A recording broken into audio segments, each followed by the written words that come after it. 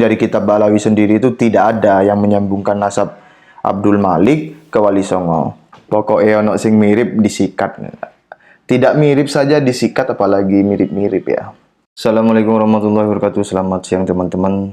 Tulisan terbaru dari Kiai Haji Imaduddin Utsman Al-Bantani, publish tanggal 18 Oktober hari ini, berjudul Kronologis Nasab Azmat Hon Ba'alawi. Silakan teman-teman bisa menghentikan video ini, kemudian beralih kepada kolom deskripsi dan membaca sendiri tulisan tersebut di link yang saya sematkan di sana. Namun demikian, apabila teman-teman ingin mengikuti bagaimana saya membaca dan memberi sedikit respon, saya juga persilahkan. Dalam kitab Babon Ba'alawi, Samsuz Zohirah, disebutkan bahwa Abdul Malik adalah putra dari Alwi bin Muhammad Sohib Mirbad, tahun 529 Hijriyah. Ia keturunan ke-7 dari Ubaidillah. Ia berhijrah ke India dan berketurunan di sana. Sunan Gunung Jati dan Sultan Banten serta seluruh Wali Songo kecuali Sunan Kalijogo. Katanya lo ya. Katanya keturunan Abdul Malik ini. Apakah benar ia sosok historis atau sosok ahistoris? Mari kita uji. Dalam kitab As-Suluk fi Tabaqatul Ulama wal Muluk karya Al-Janadi memang disebut nama Abdul Malik yang hijrah ke India. Tapi ia bukan cucu Muhammad, tanda kutip, Sohib Mirbad. Ada tanda kutip Sohib Mirbad itu karena Muhammad Ba'alawi ini bukan Sohib Mirbad. Hal ini dijelaskan di tulisan Kiai Imad di sebelumnya tentang Sohib Mirbad. Ia adalah cucu Ahmad bin Jadid. Muhammad tanda kutip Sohib Mirbad dan Ahmad bin Jadid, mereka berdua hidup satu masa. Berarti Abdul Malik bin Alwi bin Muhammad tanda kutip Sohib Mirbad dan Abdul Malik bin Ahmad bin Jadid juga hidup satu masa. Keduanya mempunyai banyak kesamaan. Mereka berdua sama-sama Ba'alawi. Mereka berdua sama-sama bernama Abdul Malik. Mereka sama-sama hijrah ke India. Mereka berdua sama-sama hidup di masa yang sama. Kebetulan yang menarik, bukan? Pokoknya ono sing mirip disikat. Tidak mirip saja disikat, apalagi mirip-mirip ya. Sebelum kita lanjutkan, perhatikan dua silsilah di bawah ini. Di layar juga saya tampilkan ya silsilahnya. Yang sebelah kiri itu silsilah 1 versi As-Suluk manuskrip Mesir. Yang sebelah kanan silsilah 2 itu versi Habib Ali As-Sakron. Mari kita baca. Tabel silsilah Abdul Malik yang pertama, silsilah 1, adalah silsilah Bani Jadid yang terdapat dalam kitab As-Suluk versi manuskrip Mesir. Lihat juz kedua halaman 135. Sedangkan silsilah yang kedua, silsilah 2, tabel sebelah kanan, adalah silsilah Ba'alawi versi Habib Ali As-Sakron. Habib Ali As-Sakron mengijtihadi bahwa Abdullah yang terdapat di As-Suluk itu adalah Ubaidillah. Dan Hadid atau Jadid itu adalah saudara Alwi. Dalam kitab As-Suluk itu disebutkan bahwa Abdul Malik Bajadid bersama saudaranya yang bernama Ali Bajadid datang ke kota Aden, lalu ke kota Al-Wahij untuk menemui Syekh Mudafi. Kemudian keduanya dinikahkan dengan dua anak perempuan Syekh Mudafi. Lalu keduanya pergi ke India bersama Syekh Mudafi. Lihat As-Suluk juz kedua halaman 136. Sekarang pertanyaannya, apakah kisah hijrah ke Indianya Abdul Malik Ba'alawi itu betul-betul fakta historis atau hanya terinspirasi dari kisah hijrahnya Abdul Malik Bajadid yang ditulis dalam kitab As-Suluk? Itu pertama. Pertanyaan kedua, jika hijrahnya Abdul Malik Ba'alawi ke India itu fakta, mengapa yang tercatat dalam As-Suluk hanya hijrahnya Abdul Malik Bajadid? Kemudian lagi, jika hijrah itu benar, apakah kedua Abdul Malik ini sama-sama diangkat menantu Raja India dan berketurunan? Tanda tanya. Analisa penulis, pertama, nama Abdul Malik bukanlah nama yang lazim dipakai di keluarga Ba'alawi. Mungkin dalam keluarga Ba'alawi hanya Abdul Malik bin Alwi inilah yang bernama Abdul Malik. Di zaman sekarang pun sulit mencari keluarga Ba'alawi yang bernama Abdul Malik. Dari situ menurut penulis, nama Abdul Malik masuk dalam tanda kutip cerita keluarga Ba'alawi hanya karena terinspirasi kisah hijrahnya Abdul Malik dari keluarga Jadid yang dicatat dalam sejarah.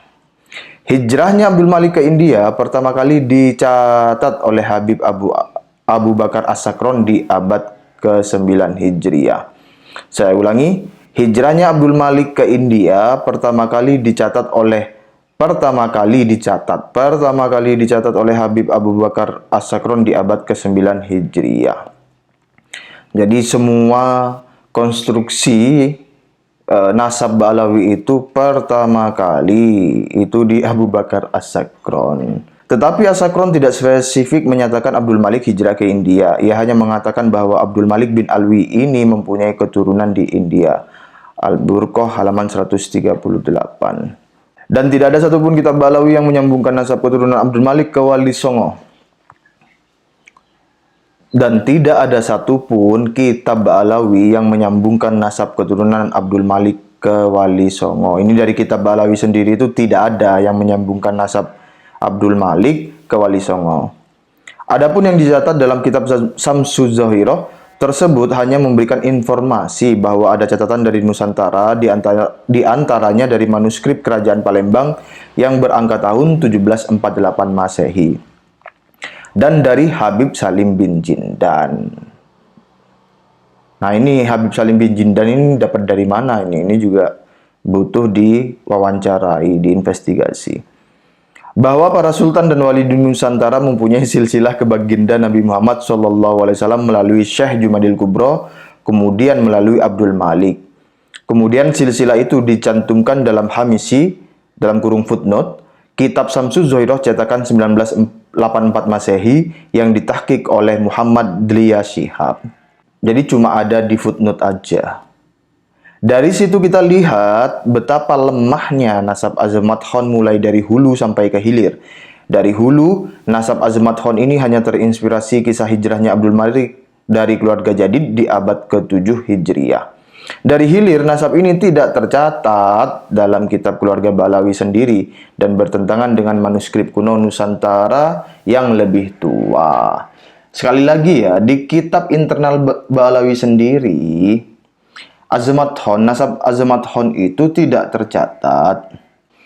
Jika pencatatan riwayat Azamat Khan dalam Hamisi kitab Samsuz Zahirah yang tertua adalah dari manuskrip Palembang tahun 1784 Masehi, tentu itu bertentangan dengan manuskrip-manuskrip Nusantara yang lebih tua yang menyebut bahwa para sultan dan wali di Nusantara ini adalah merupakan keturunan Rasulullah Muhammad SAW dari jalur Musa Al-Kazim. Contohnya, manuskrip Bangkalan yang berangka tahun 1624 Masehi. Penulis Kyai Haji Imaduddin Utsman Al-Bantani, editor Didin Syahbudin.